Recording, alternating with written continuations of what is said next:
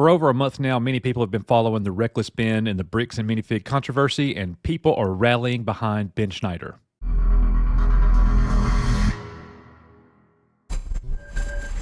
They've supported his investigation. They've supported his fight against Bricks and Minifigs.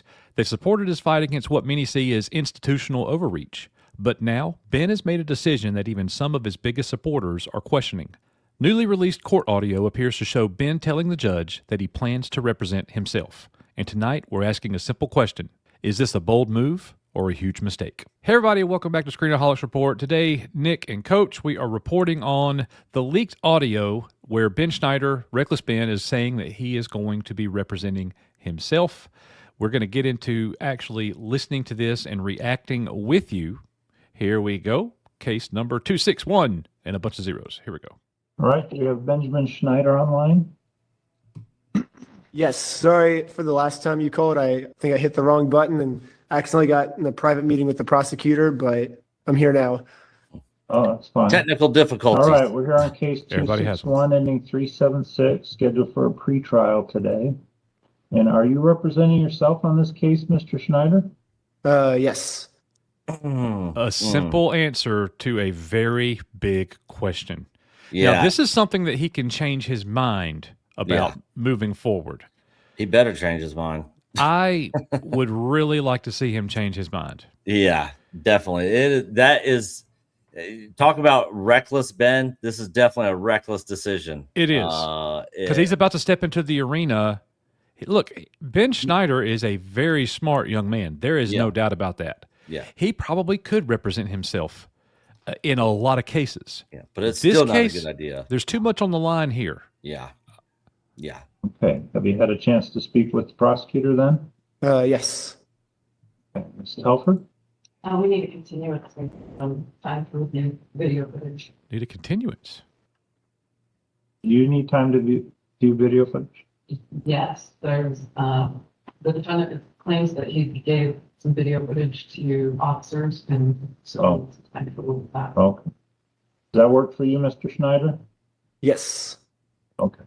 I wonder why he's giving video footage to police officers. I don't know. Maybe it's internal affairs, and they're investigating the corruption. That would be nice. That is possible. That is possible for sure. But he is asking for a continuance. You know, I guess he's still trying to gather some more stuff together to prepare himself for this. Right. Okay. You can do, are you going to have back from you? Where do you live, Mr. Schneider? Los Angeles. Mexico. We do things differently here. July 6th at 11. July 6th, 11 o'clock in the morning. Does that work for you? Yes. Okay. And you understand that's Utah time, right? Yes. Okay. And then, have you done your fingerprints yet? When I went to, I got arrested and did a fingerprint there. I don't know if that transfers Does over, that count? but Yeah. I have not done a fingerprint for this specific case. No. Okay, yeah, the fingerprints are linked to the case, so you need to go to your local police department, get a fingerprint card, and mail that in. Well, local police department in Los Angeles, which I'm feeling a lot better about him doing it there. They fingerprint you when they arrest you. Why? This doesn't make sense to me. Maybe somebody that watches this that knows about legal stuff could explain this, but I don't know why this judge needs him to send in a fingerprint card when he was fingerprinted at the jail when he got arrested. Right. Okay. And can you get that done by the next court hearing? Okay. All right, that'll be the order then. Any questions for me, Mr. Schneider? No. Okay, thank you, sir. Thank you. Is that it? Yeah, we'll see you on July 6th. Okay. See you soon. Bye. Thank you. Bye-bye. Ben's such a nice young man. Yeah. The only advice I'd give him on that is when he's talking to that judge, he needs to say, yes, Your Honor. No, Your Honor. Yeah, he's definitely be respectful. Yeah. He's not being disrespectful. Yeah, he's not being disrespectful because, and the thing is, he probably doesn't understand this. probably because he probably hasn't really had to go to court for probably anything. I don't know if Right. he's ever had to go to court before. Right. But, you know, judges look on that favorably when you speak to them that way. So why do you think that people have reservations, Nick? Like so many people that are watching this case, like us, a lot of the people watching this video, they're expressing the reservations about Ben, saying that he is going to represent himself in this case. Not a smart move, in my opinion. The thing is, you don't know. He doesn't know everything about the legal process, submitting evidence, like all that. Legal procedure matters. Yeah, legal procedure matters, and he could literally lose this thing on a procedural issue. You know, something minute ridiculous, and small. Yeah. And, the case could be thrown. Yeah, you know, it could just get thrown out, and he'd lose everything just because the procedure was done wrong. And here's the thing: if the case gets thrown out for some procedural error, nobody wins.